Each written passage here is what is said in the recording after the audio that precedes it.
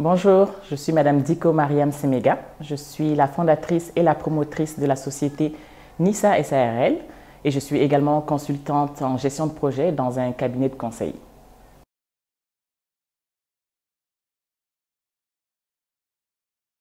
On va dire que l'idée de Nissa s'est imposée à moi. Je n'aurais jamais pensé me retrouver dans ce secteur d'activité. L'idée m'est venue en plein Covid. Je venais de rentrer du Canada où j'y avais vécu pendant 13 ans. Et à mon retour, je me suis dit, bon, les produits naturels, les bougies, tout ce que Nissa produit, quand j'en ai besoin, j'ai juste à retourner là-bas et me faire le plein de stock. Mais qu'est-ce qui s'est passé en période Covid? Les frontières se sont fermées. Et petit à petit, les étagères dans les magasins finissaient. Donc, je me suis rendu compte qu'en réalité, il y a des produits que j'utilise, dont j'ai besoin pour ma petite famille et moi, mais qu'on ne trouvait plus sur le marché. Et chaque fois que je demandais, par exemple, je veux un savon naturel, on me disait, il y a le teint cacao, teint métis, teint clair. Je leur disais, mais je veux quelque chose pour moi, quelque chose pour ma famille. Et malheureusement, le marché n'était pas là pour me l'offrir. Et je me suis dit, ben, si moi j'ai ce besoin de produits 100% naturels, de fragrances 100% naturelles, mais peut-être que d'autres femmes, d'autres personnes sont dans ce besoin. Et c'est comme ça que l'idée de créer Nissa pour la fabrication de bougies artisanales made in Mali et la fabrication de soins corporels 100% naturels pour toute la famille, des nouveau-nés aux adultes, hommes et femmes, s'est imposé. Et c'est comme ça que Nissa a vu le jour.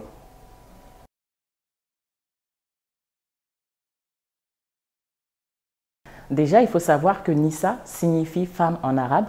Donc, c'est une entreprise qui se voulait des produits faits par des femmes pour les aider à avoir leur indépendance financière.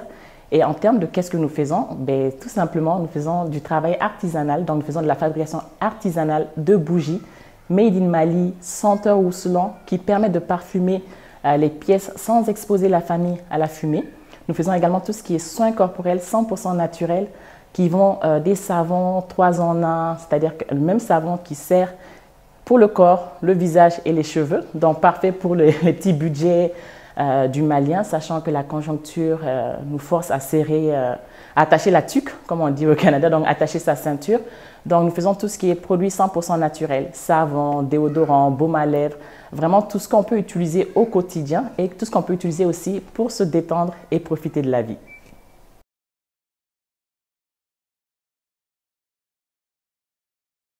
Depuis la création de Nissa, nous avons eu à rencontrer plusieurs difficultés, notamment en matière d'approvisionnement pour les matières premières. Vous n'êtes pas sans savoir que le Mali est un pays enclavé, donc beaucoup des matières premières dont j'avais besoin, malheureusement, ne se trouvaient pas sur le territoire malien. Il fallait les faire venir, notamment les cires de soja, les paraffines pour faire la bougie, l'huile de coco et plusieurs autres matières premières. Je faisais le plus de mon possible pour pouvoir avoir le maximum de ces matières premières au Mali ici, mais ça n'a pas toujours été évident. On y travaille, on travaille avec beaucoup d'artisans d'ici, on travaille avec beaucoup de producteurs d'huile du Mali, donc on arrive tranquillement à, on va dire, surplomber cette première difficulté qu'on a eu à rencontrer. D'autres difficultés, c'est les ressources humaines. Les ressources humaines parce que Nissa produit on a des produits qui ne se font pas encore sur le territoire malien, notamment les baumes à lèvres, les déodorants et même les bougies qui sont nos produits phares. Donc, j'ai eu pendant très longtemps de la difficulté à recruter. Et je voulais tout faire toute seule. Et à un moment, je me suis rendu compte que ce n'était pas une option. Parce que non seulement je suis promotrice de Nissa, donc je suis les mains aussi derrière les créations.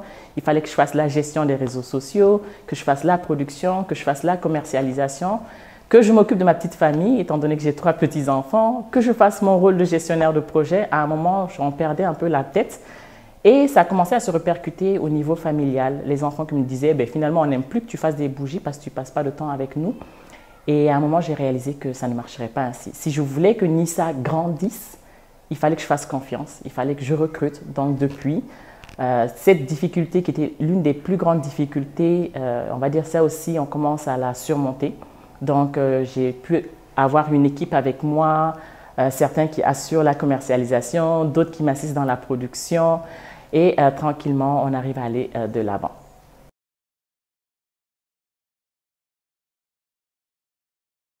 Le message que je souhaite partager avec mes sœurs, c'est déjà qu'il faut savoir que entreprendre, ce n'est pas le choix de la facilité. Entreprendre, c'est tomber, c'est se relever, c'est retomber.